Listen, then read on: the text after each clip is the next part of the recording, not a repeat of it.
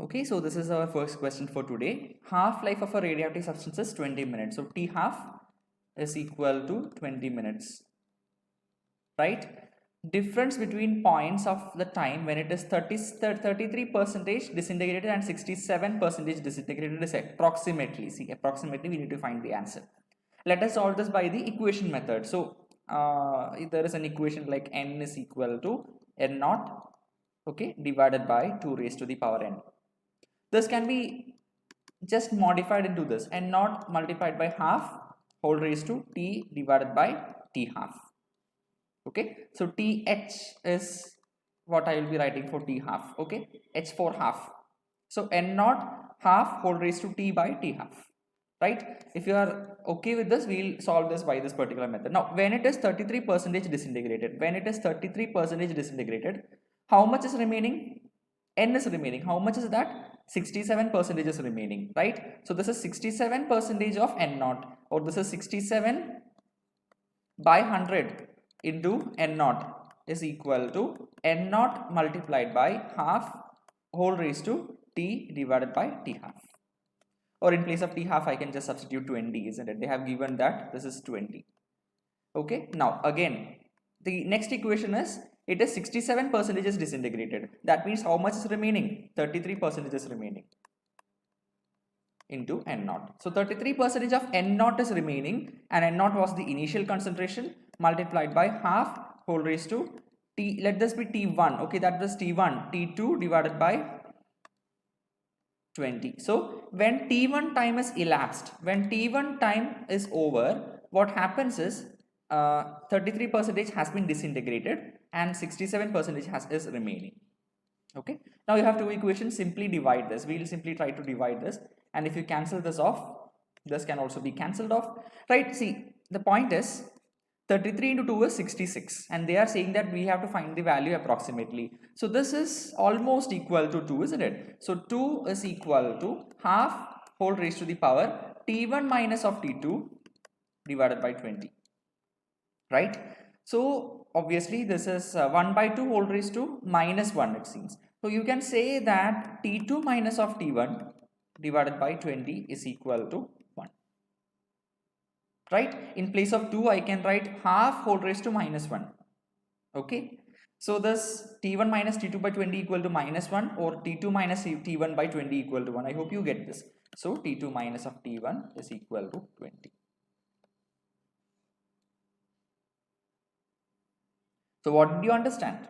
This is one half-life. So your answer for this question is fourth option. Now in the second question, this is also a fairly easy question. You can say, right, let's see this. The count rate meter shows a count of this much from a given radioactive source. After 1 hour, this count is this much, the half-life of the sources. Okay, so yeah, there is a time gap of 1 hour, and then this much becomes this much. Okay, so yes, I can use this equation, or R is equal to, right, another fairly easy question. R is equal to R naught multiplied by 1 by 2 whole raised to t by t half.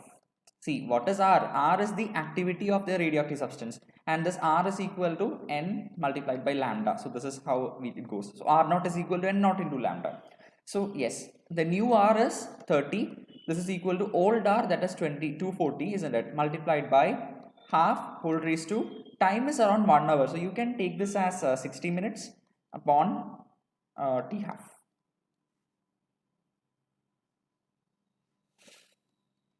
1 by 8, or I can write it as 1 by 2 whole raised to the power 3 is equal to half whole raised to the power 60 by t half, or I can say 60 by t half is 3, or this implies t half is equal to 60 by 3, 20 minutes. So option 3 is correct. Okay, R is the activity of radioactive substance. Number of decays per second, number of decays per minute. Okay, R is called by the name of activity of a radioactive substance. And what is the equation? I mean, unit becquerel, isn't it? BQ, becquerel is the unit of R. Now the R means number of decays per second, number of decays per minute. This is the activity. So this is meant by the word count, like number of counts, I mean number of decays are counted by a count rate meter. See, so that is the concept in this question. So let's go to the next one. So this is the next question. They say that two samples X and Y contains equal number of radioactive substances. So your N naught value is the same for both. Initially, they both contain equal number of radioactive substances. Now, if 1/6 of the sample X and 1/256 of the sample Y remain after 8 hours. So after 8 hours, 1/16 of sample X is there, isn't it? So I know N is equal to, N is equal to N naught multiplied by 1/2 whole raised to T divided by T half. Okay, so this very simple equation can be used here. See, after 8 hours, so T is 8 hours. After 8 hours, 1/16 is remaining. So N is equal to N naught by 16. So this is 1/16. N naught is equal to N naught multiplied by 1/2 whole raised to, how much hours has been elapsed? 8 divided by T half. Fine. This is cancelled off. So 1/16 is 1/2 whole raised to 4. 1/2 whole raised to 4 is equal to 1/2 whole raised to 8 by TH. So this is 4 is equal to 8 by T half. Okay. So this implies T half is equal to how much? 2. Okay, fine. This is 2 hours. This is for X, isn't it? This is for X. Similarly, let us solve for Y. For Y, 1/256 is remaining after 8 hours. So this will be 1/256 is equal to 1/2 whole raised to 8 divided by T half. Now, how much is this actually? This is 16 into 16. See, 1/16 is 2 raised to the power 4. So 1/256 is 2 raised to the power 8, it seems. So this means 1/2 raised to the power 8 is equal to 1/2 whole raised to the power 8 divided by T half. So T half is equal to 1 hour. This is for Y. This is for X. They are asking you the ratio of half period of X and Y. So that will be X is to Y.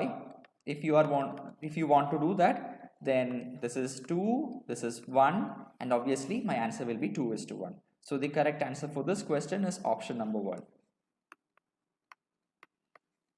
Right? It's a fairly easy question. So from all these questions that you have done, it is this equation that was found to be much useful for solving questions like this. Okay, so let's go to the next question now.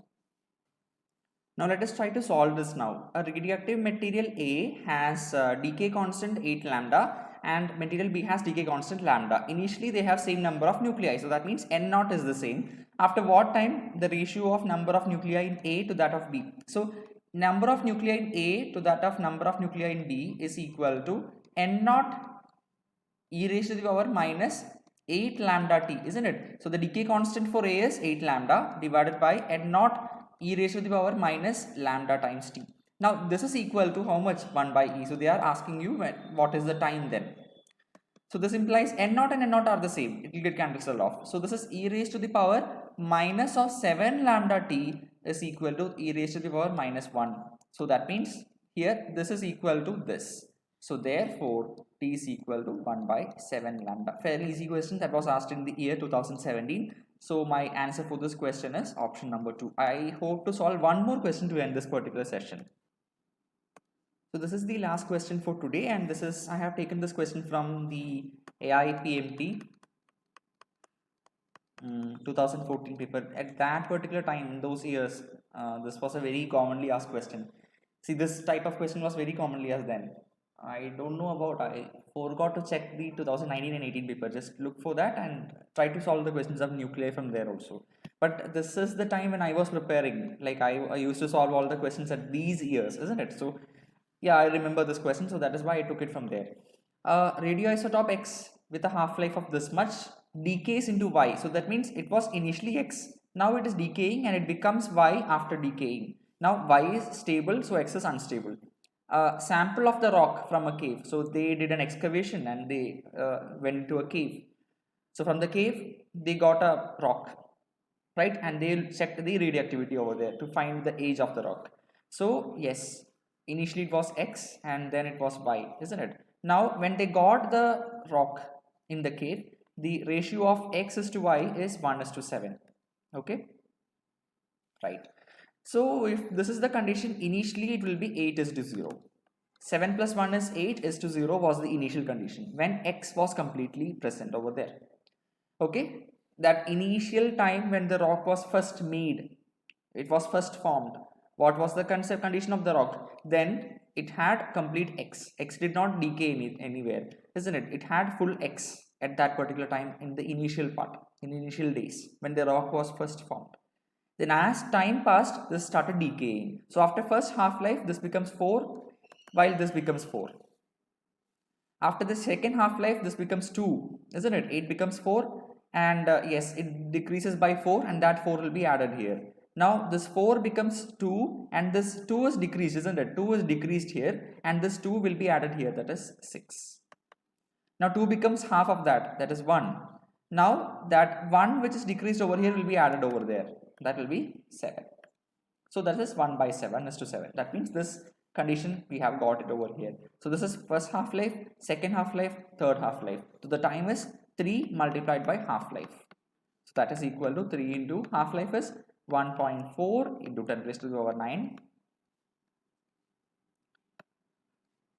So this is my answer. I hope you got the concept here. When they found the rock, the ratio of X is to Y is 1:7. That means in the initial days, in the earlier days when the rock was first formed, it had only X. That is 8 is to 0. Now it started decreasing. 8 became 4. 8 became 4. How did 8 became 4? X became Y. That is why 8 became 4. So how much is decreased here? 4 is reduced here. So if X decreases by 4, then it is becoming Y. So Y will increase by 4. Then after another half-life, 4 became 2. So 2 is reduced here. So 2x became y. 2 parts of x became y. So initially it was 4. This 2 which is reduced here, it will be added up here. So that becomes 6. Then again another step is over, and only then we got 1:7. So the correct answer for this question is option number 3. Right, so these are the questions that you can expect. These are the type of questions that you can expect from the topic of nuclear physics. Normally they ask questions from radioactivity only, but yes, it is.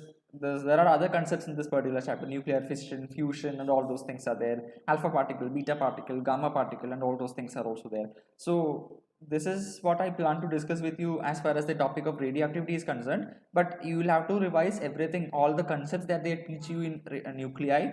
And since this is a revision class, I don't have time to go into the detailed explanation for each and every concept which is taught over there. So from whichever coaching institute that you have learned till now, do refer to their notebooks and learn all concepts that are there in nuclei and radioactivity. While I was writing the AIMS exam in 2016 and 17, I found that modern physics had a good, weightage in the AIMS exam and JIPMER exam. But in NEET exam, as far as the NEET exam is concerned, then their contribution, like the topic of modern physics, has only a good contribution to this, not extra or excess contribution is not there. A normal contribution which is shown by all chapters, they have tried to maintain, and they will maintain the same contribution in as far as the modern physics is concerned. So yes, so my point is to revise everything that they teach you from there, with special emphasis on these kind of topics, that is radioactivity. So more than 90% times you will get questions pertaining to only radioactivity where numericals are asked. Otherwise, that rest 10% chances there to ask other concepts based questions as far as your alpha particle, beta particle, and all those things are concerned. Nuclear fission, fusion, and all those things are important for you, right? So revise accordingly, and let's hope questions from what I have discussed here, these kind of questions do come in the exam and you get all questions correct in physics. Thank you.